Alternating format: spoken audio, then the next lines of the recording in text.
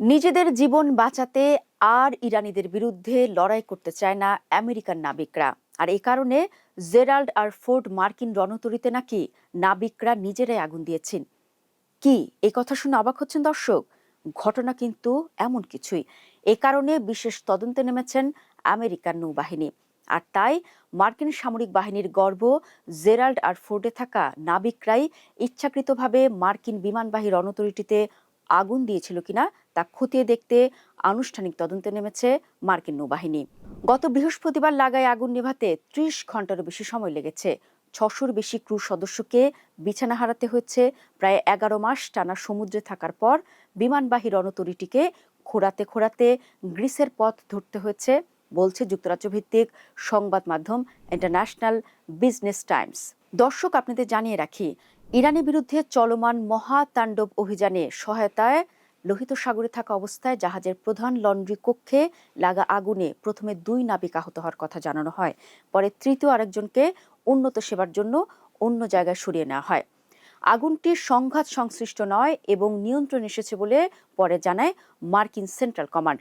তবে কী কারণে আগুন লেগেছে তা জানায়নি তারা। তদন্তকারীরা এখন ওই ফাঁক পূরণে কাজে নেমেছেন। কিন্তু কেন নিজ নাবিকদের উপরই সন্দেহ করা হচ্ছে সে কারণ জানতে একটু পেছনে তাকাতে হবে।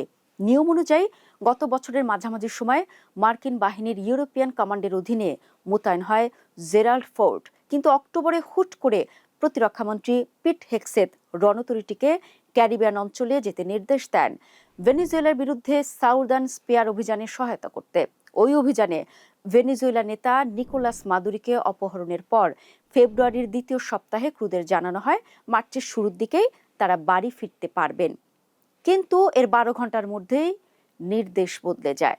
রণতরীটিকে এবার পাঠানো হয় ভূমধ্যসাগরে, পরে লোহিত সাগরে ইরানের বিরুদ্ধে ইসরায়েল আমেরিকার যুদ্ধে সহায়তা দিতে। তাদের মোতায়েনকাল ১১ মাসে পৌঁছতে পারে বলে সিনেটের সশস্ত্র বাহিনী বিষয়ক কমিটিকে বলেছিলেন vice chief of Naval operation admiral James Kilby. Vietnam যুদ্ধের পর আর কোনো রণতরীকে এতটা দীর্ঘ সময় সমুদ্রে কাটাতে হয়নি। ভিয়েতনাম যুদ্ধ পরবর্তী সবচেয়ে বেশি সময় সমুদ্রে মোতায়েন থাকার রেকর্ড আপাতত ইউএসএস আব্রাহাম লিঙ্কনের ২৯৪ দিন। ১২ মার্চ আগুন লাগার দিন ফোর্ডের মোতায়েনকাল চলছিল ২৬২ দিন। মের শুরু পর্যন্ত থাকলে এটি ৩৩০ দিনের কাছাকাছি পৌঁছে যেত। প্রতিদ্বন্দ্বিতায় নামতে পারত যুদ্ধকালীন টনকিন উপসাগরে মোতায়েন থাকা রণতরীর রেকর্ডের সঙ্গে। তবে প্রস্তুতিবিহীনে দীর্ঘ সময় যে বেশ ক্ষতিকর।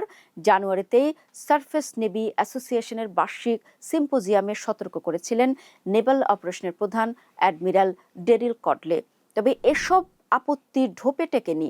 দীর্ঘকাল সমুদ্রে অবস্থান যে নাবিকদের মনস্তত্ত্বেও বিরাট প্রভাব ফেলে তা স্বীকার করে নিচ্ছেন মার্কিন ক্যারিয়ার স্ট্রাইক গ্রুপ 12-এর কমান্ডার রিয়ার অ্যাডমিরাল পল লানজিলোতাও। এদিকে আগুন লাগার খবর পাওয়ার পর জেরাল্ড ফোর্ডে থাকা এক নাবিকের অভিভাবক ন্যাশনাল পাবলিক রেডিওকে বলেছিলেন তারা ক্লান্ত, আগুন অবশ্যই তাদের মনোবলে প্রভাব ফেলেছে। শেষবার মেয়াদ বৃদ্ধির তুলনায় মনোবল অনেক কমিয়েছে।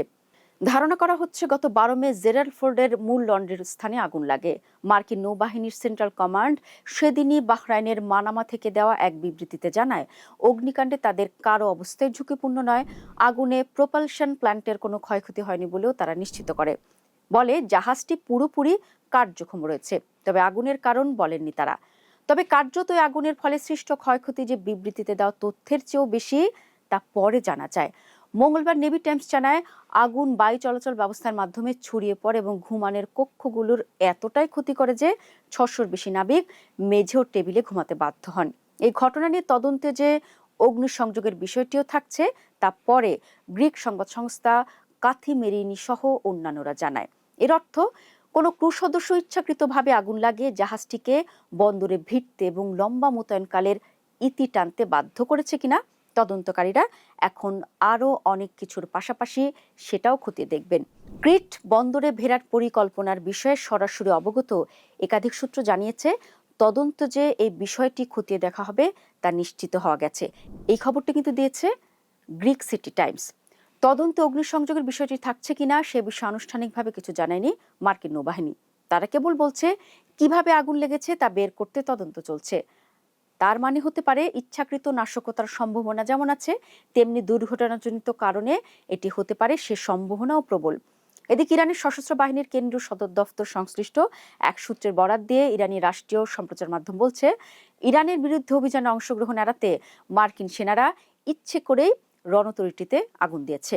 মার্কিন নৌবাহিনীর ভেতর অসন্তোষের মাত্রা ছড়িয়ে দেওয়ার লক্ষ্যে তেহরান এ ভাষ্য বাজারে ছাড়তে পারে। তবে একাধিক স্বাধীন পশ্চিমা সংবাদ মাধ্যম জানিয়েছে, ইরানের ভাষ্যকে বিবেচনায় না নিয়েই নাশকতার সম্ভাবনা খতিয়ে দেখছে মার্কিন তদন্তকারীরা।